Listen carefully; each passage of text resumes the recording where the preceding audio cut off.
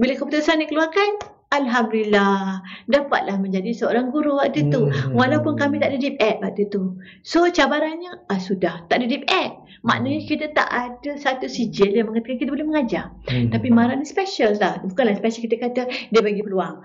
Mengajar dulu, pergi MRSM. Masa tu saya orang kata ditawarkan di MRSM Seremban. Okay. So mengajar tanpa ada orang kata latihan. Itulah cabaran pertama saya.